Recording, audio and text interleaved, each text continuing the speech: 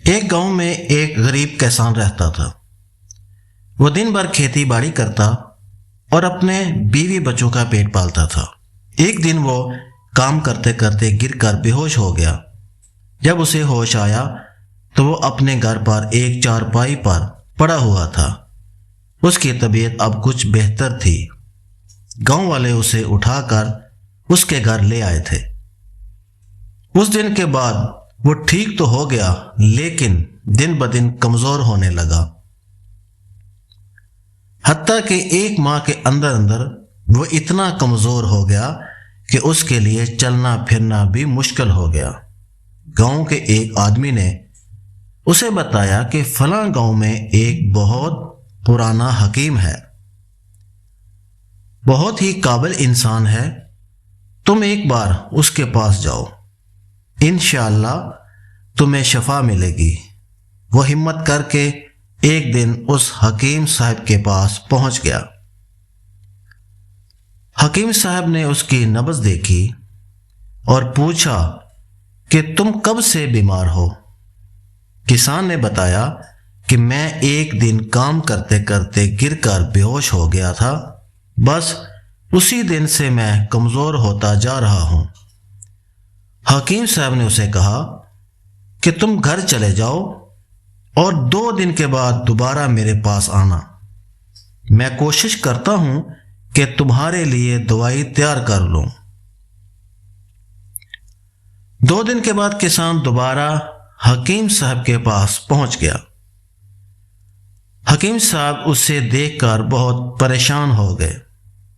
کسان نے پریشانی کی وجہ پوچھی تو حکیم صاحب نے کہا، بات ہی کچھ ایسی ہے، تمہارے لیے میرے پاس کوئی دوائی نہیں ہے۔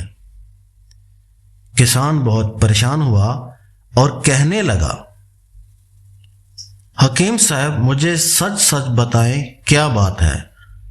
حکیم صاحب نے کہا، تو سنو، تمہارے پاس زندگی کے صرف چند دن باقی ہیں، اپنے گھر چلے جاؤ اور اپنے گناہوں کی اللہ تعالیٰ سے معافی مانگ لو۔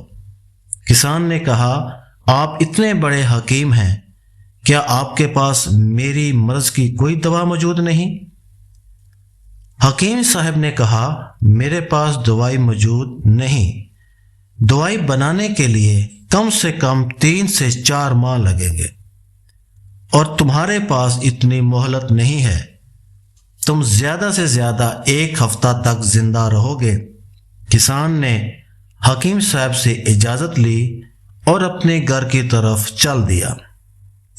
وہ پیدل چلتا ہوا آہستہ آہستہ اپنے گھر کی طرف آ رہا تھا۔ اسے بہت زور کی پیاس لگی ہوئی تھی۔ نزدیک کوئی پانی کا کنواں بھی نظر نہیں آیا۔ کسان نے اندر سے ٹوٹ چکا تھا، اسے اپنی موت نظر آ رہی تھی۔ وہ جانتا تھا کہ حکیم صاحب نے جو بات کہی ہے وہ سچ ہو جائے گی۔ وہ چلتے چلتے ایک گنے کی فصل کے قریب سے گزر رہا تھا۔ اس نے سوچا، پانی تو نہیں مل رہا، میں ایک گنا توڑ کر کھا لیتا ہوں، اس سے میری پیاس کم ہو جائے گی اور دل کو بھی تھوڑا سکون آ جائے گا۔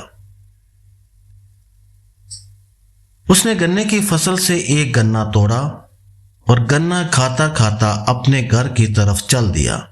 وہ اپنے گھر پہنچ گیا اور وہ گنا بھی ختم ہو گیا۔ اس کی بیوی نے پوچھا کہ حکیم صاحب سے دوائی لے کر آئے ہو؟ کسان نے سارا ماجرا اپنی بیوی کو سنایا۔ اس کی بیوی بہت زیادہ پریشان ہو گئی اور ساری رات دونوں باتیں کرتے رہے۔ ان دونوں کو نیند نہیں آئی۔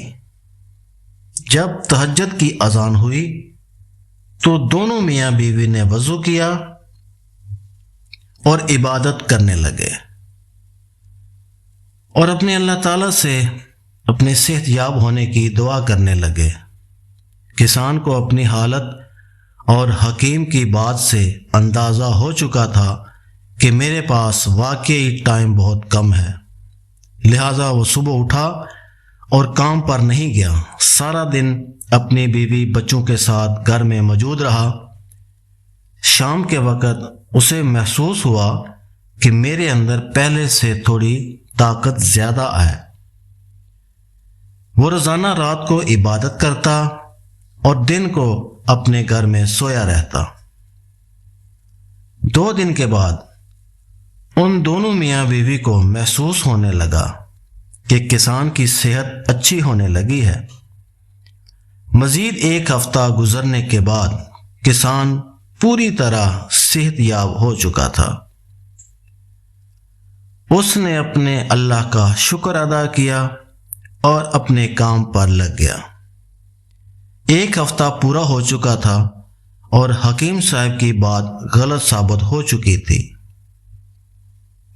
کسان نے سوچا کہ مجھے حکیم صاحب کے پاس جانا چاہیے اور ان کو جا کر بتانا چاہیے کہ میں تو زندہ ہوں، لہٰذا آپ کی حکمت اور آپ کا علم غلط ہے، تم جھوٹے انسان ہو۔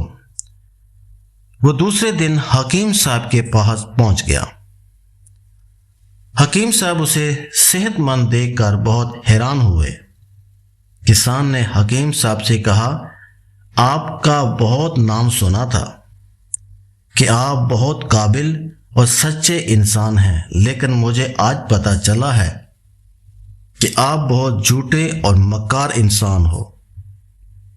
آپ نے مجھے جان بوجھ کر پریشان کیا ہے۔ حکیم صاحب نے اس کی بات کا غصہ نہیں کیا اور کہا، میں نے جو تم کو بتایا تھا وہ کبھی بھی غلط نہیں ہو سکتا، اور تم کو زندہ دیکھ کر اور صحت مند دیکھ کر دل کو بہت خوشی بھی ہے اور حیرانگی بھی ہے۔ پہلے تو مجھے اس 8 دن کا 1 منٹ کا حساب دو کہ تم نے کیا کیا کھایا ہے اور کیا کیا پیا ہے۔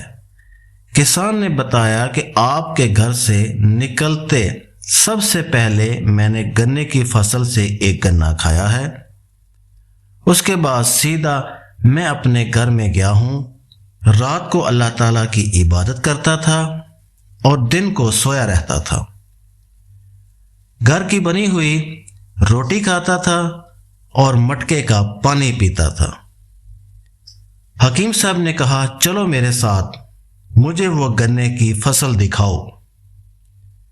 کسان اور حکیم صاحب دونوں اس گنے کی فصل کے پاس پہنچ گئے۔ حکیم صاحب نے پوچھا، وہ جگہ مجھے دکھاؤ جہاں سے تم نے وہ گنا توڑ کر کھایا تھا۔ کسان کو اچھی طرح یاد تھا کہ اس نے کون سی جگہ سے گنا توڑا تھا۔ کسان نے وہ پودا جہاں سے اس نے 1 گنا توڑا تھا حکیم صاحب کو وہ جگہ دکھائی۔ حکیم صاحب نے ایک چھری کی مدد سے اس گنے کے پودے کے نیچے سے مٹی نکالنا شروع کی۔ جب تھوڑی سی مٹی نکالی تو دیکھا کہ وہاں گنے کے پودے کے نیچے ایک کالے رنگ کا سانپ مرا ہوا تھا۔ کسان یہ دیکھ کر بہت حیران ہوا کہ یہ سارا کیا ماجرا ہے۔ حکیم صاحب میرے ساتھ یہاں کیوں آئے اور یہاں سے مرا ہوا سانپ کیسے برآمد ہوا؟ کسان نے حکیم صاحب سے پوچھا۔ حکیم صاحب مجھے ساری بات بتائیے۔